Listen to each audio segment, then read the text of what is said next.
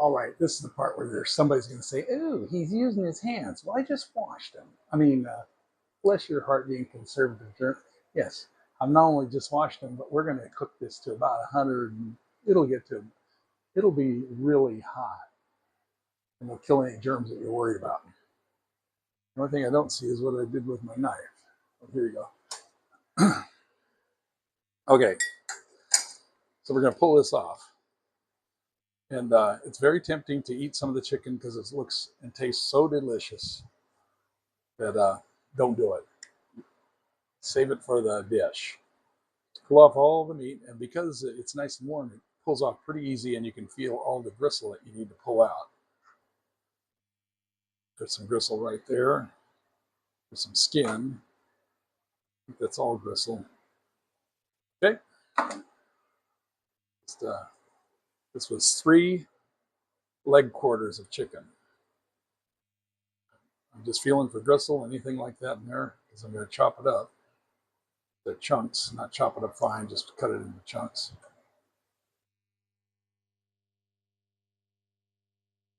See, I got a piece of gristle here.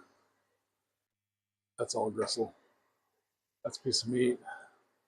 That's a piece of meat. Okay, legs have got little bones in them too. So be careful of those. Think we got it? Okay. Interesting, huh? Okay, folks. That is the chicken ready to go. Now I'm going to wash my hands again.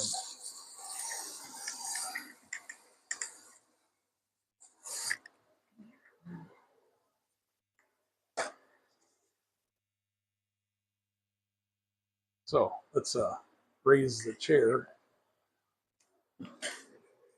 I could probably stand up for this. I just make just like several cuts long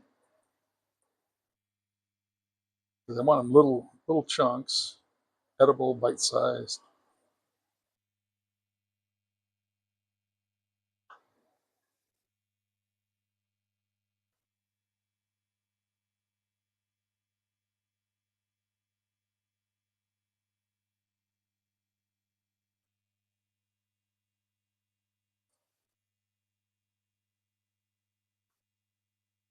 Okay. Oh, meanwhile, back at the ranch, anybody seen my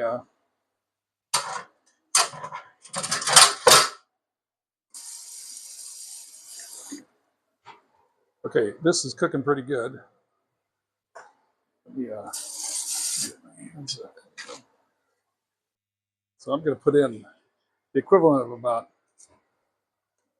probably two tablespoons, maybe. You don't need much. Just gives it a creamier flavor.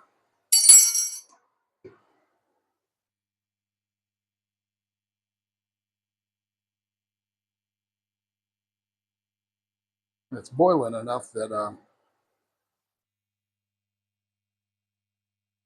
that it's cooking the mushrooms. Okay, so now we can put this away and move to cornstarch 101.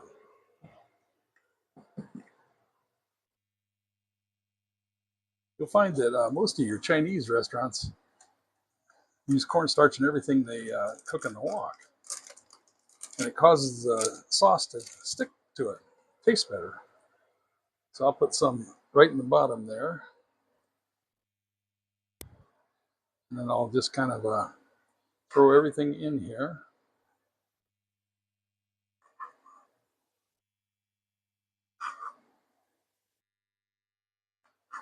That's how you say you should use a dough scraper. Yeah, why not? Dough scraper. Is that magnetic? It is. I had no idea.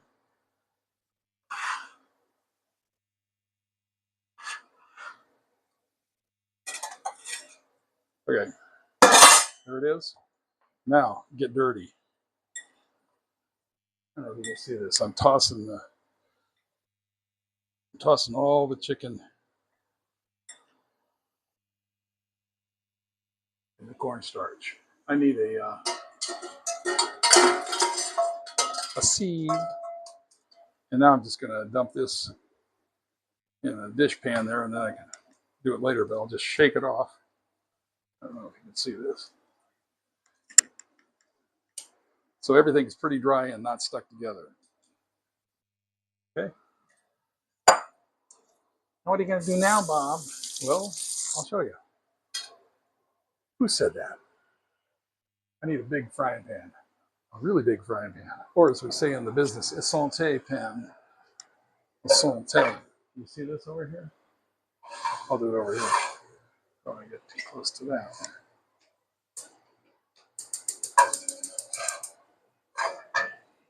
And a little corn oil. I only use extra virgin olive oil. I use avocado oil. Yeah, oil. I want it to taste good. I don't care about the other stuff. And corn oil is really good.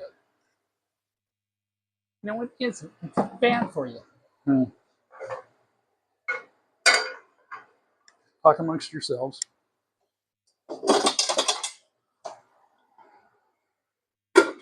That'll, anytime you put a lid on something, it heats up faster. We'll stir this again. It's looking pretty good. And I'll get a pan to put it in when it's done. Corningware, my favorite. This is old time Corningware. This is from like the 80s. Might even be from the 70s. Turn that down some. How's the oil getting? Is it wrinkling? We like to have it crackle. It's crackling. Now we can throw this in there. Give it one last shake.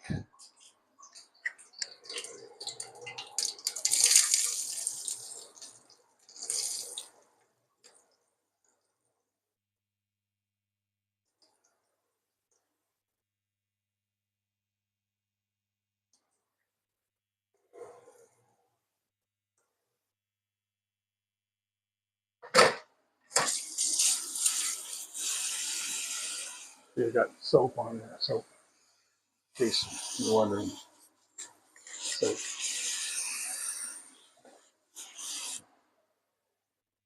Boy, you sure go through a lot of paper towels, don't you, Bob? Yes, I do.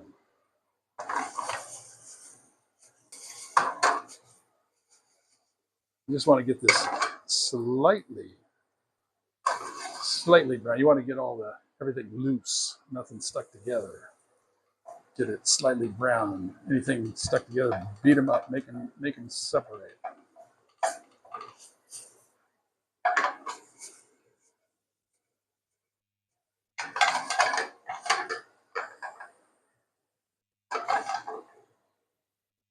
And then the next thing we're going to do is we're going to pour that in there and bring it to a boil. As soon as I see enough of this brown.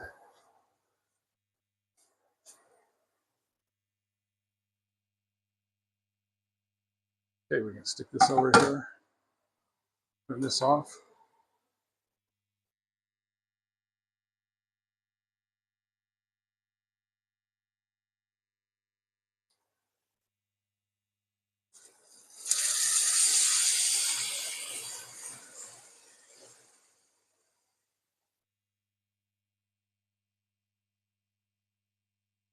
Well, that was a hot pan. Probably as hot as a wok. Looks a little bit too thin for me, so get yourself a ramekin, and a fork, ramekin.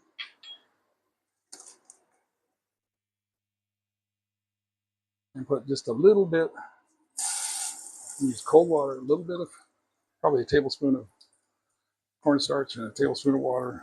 Just mix it up so it won't lump. It'll be very watery and it'll go right in. And then pour it in and see what happens. It started getting thick right away. I didn't pour the whole thing in. I just poured. I don't know if you can see it. Yeah, poured about half of it. So, and it was looking like it was it was looking thin. To me, from looking at them for so many years, I can tell when it's too thin and it's not going to stay thick. There's cornstarch on the chicken that should have made it react, but there wasn't enough. So that'll lock it into being a thickened sauce. That's plenty. You don't need all of that. See that it's that everything is cooking because we're going to reheat this. We don't want to overcook it now. That looks pretty good. Okay, we're going to pour it into the 60-year-old Corningware. Okay, maybe 50-year-old Corningware. I'm told the old stuff's better than the new stuff because Corning sold it to somebody and the new people changed the recipe for making it. Right.